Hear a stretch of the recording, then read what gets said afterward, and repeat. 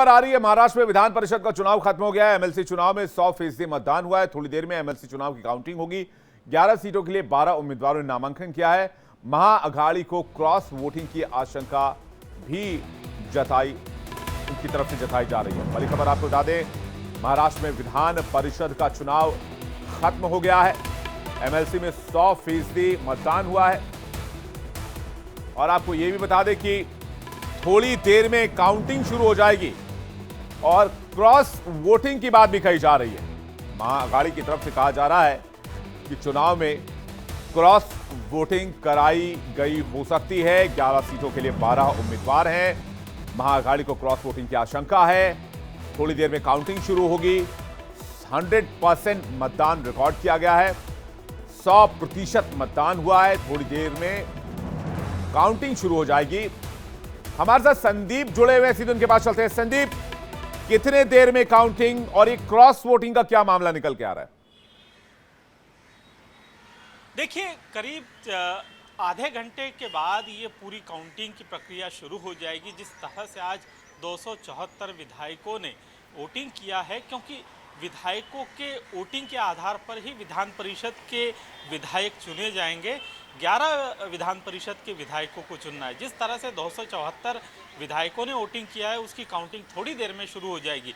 सुगबुगाहट जो थी वो क्रॉस वोटिंग की थी। इसमें कुछ ऐसे विषय है, एक तो बात है अशोक चौहान बीजेपी में शामिल हो गए हैं और बीजेपी में शामिल होने के कारण उनके साथ कुछ विधायक आना चाह रहे थे कांग्रेस से, तो उन्हें उस वक्त रोक दिया था। तो अब उनके साथ कितने विधायक छोड़ना चाहते हैं कांग्रेस को, वो भी स्पष्ट हो जाएगा। और दूसरी बड़ी बात यह है कि अजित पवार और शरद पवार के कारण, क्योंकि एनसीपी का बंटवारा जब हुआ तो कुछ विधायक शरद पवार के साथ रहे और कुछ विधायक अजित पवार के साथ चले गए।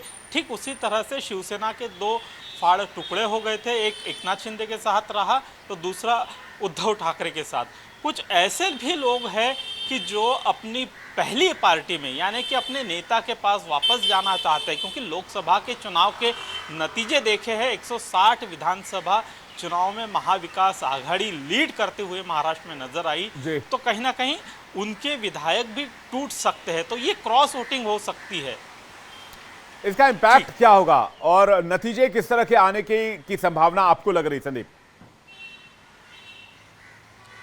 देखिए, कुल मिलाकर एक सीट को लेकर ही ये पूरा जो गणित है वो निकलेगा कि एक सीट किसकी आती है। या महाविकास आघाड़ी ने 3 उम्मीदवार खड़े किए हैं, तो दूसरी तरफ महायुति के 9 उम्मीदवार हैं। ऐसे में महायुति अपनी एक सीट बचा पाती है या नहीं, ये काउंटिंग के बाद ही पता चलेगा। और काउंटिंग के बाद ही ये पूरा चित्र स्पष्ट हो पाएगा कि किसकी क्रॉस वोटिंग सबसे अधिक हुई है, तो वो भी स्पष्ट हो जाएगा काउंटिंग के बाद ही। क्योंकि जिस तरह से आज चर्चाएं चल रही थी क्रॉस वोटिंग हो सकती है, जो 12वां उम्मीदवार मैदान में उतरा है उसी में ये सारी चीज़ें स्पष्ट हो जाएगी। क्योंकि जैसे कि 2 बातें स्पष्ट रूप से अब सामने आ रही है कि कुछ विधायक महायुति छोड़ना चाहते हैं, तो वो किस पार्टी के हैं और कौन से नेता को छोड़ना चाहते हैं, वो स्पष्ट रूप से सामने आ जाएगा। जी नहीं, लेकिन आशंका तो महाअघाड़ी की तरफ से जताई जा रही है। आप कह रहे हैं महायुति की तरफ से क्रॉस वोटिंग हो सकती है। अगर महायुति की तरफ से क्रॉस वोटिंग हुई तो फिर तो 3 जो सीटें जिस 3 एमएलसी सीटों पर दावा जो है वो महाविकास आघाड़ी का, वो पुख्ता हो जाएगा। और इससे एक बात और साबित हो जाएगी कि महायुति में सब कुछ ठीक नहीं है।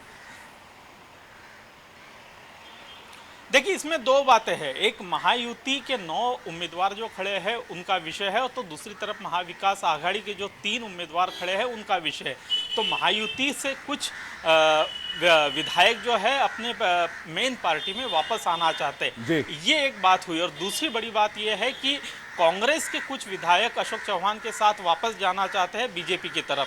दूसरी बात ये हुई। तो ये जो काउंटिंग जब शुरू होगा उसी में पता चल पाएगा कि आखिर किसके दावे पुख्ता हो रहे हैं। ठीक है संदीप, आप तो अब काउंटिंग का इंतजार करना होगा और काउंटिंग के बाद नतीजों का इंतजार करना होगा, जिसके बाद महाराष्ट्र की राजनीति में काफी चीजें तय होंगी और दशा और दिशा भी काफी हद तक नजर आएगी महाराष्ट्र के भविष्य की राजनीति की। आपका फिलहाल बहुत बहुत धन्यवाद इस जानकारी के लिए और तमाम अपडेट्स हम तक पहुंचाने के लिए। वापस आपसे कनेक्ट करेंगे।